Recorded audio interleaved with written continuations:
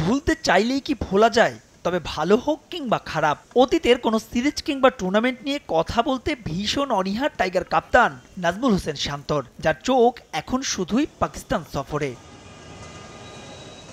বিশ্বকাপ শেষে প্রথমবারের মতো গণমাধ্যমের মুখোমুখি, মানছেন ব্যাটিং দৈন্যতাই বড় চিন্তার। তবে এইচপি ইউনিটের অনেকেই অস্ট্রেলিয়ায়, বাকিরা প্রস্তুতি সারবেন চট্টগ্রামে। পাকিস্তান সিরিজ চ্যালেঞ্জিং হলেও আস্থা রাখছেন অভিজ্ঞতায়, লড়তে চান সমান তালে।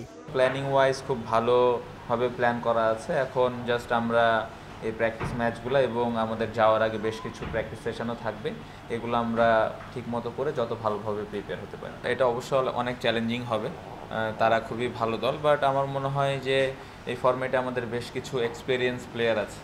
যদি আমি নাম মেনশন করি, মুশফিক ভাই, মমিনুল ভাই, সো আরও বেশ কিছু প্লেয়ার আছেন। সো আমরা যদি আমাদের ওই এক্সপিরিয়েন্সটা শো করতে পারি এবং আমাদের ওই স্ট্রেংথ অনুযায়ী খেলতে পারি, অবশ্যই এই সিরিজটা ভালো হবে।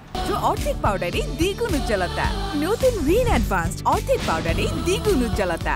হতাশার ভিড়েও টি-20 বিশ্বকাপে বাংলাদেশের বড় অর্জন রিশাদ হোসেন, যার বদলে যাওয়ার পেছনে স্পিনিং বোলিং কোচ মুশতাক আহমেদের অবদান সবাই মানেন এক বাক্যে। কিন্তু হঠাৎ করে মুশতাকের বিদায় দুশ্চিন্তায় ফেলছে টাইগার অধিনায়ককে। যদিও রিশাদের পারফরমেন্সের পেছনে লোকাল কোচদের কৃতিত্ব দিতেও ভুললেন না শান্ত।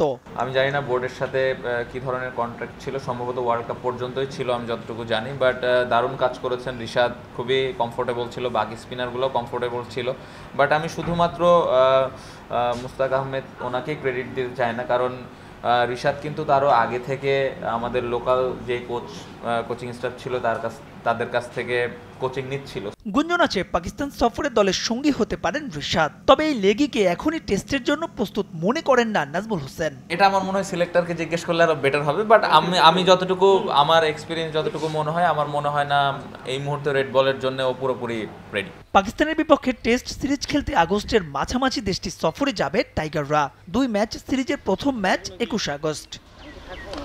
মাহবুব রিমন, সময় সংবাদ, ঢাকা।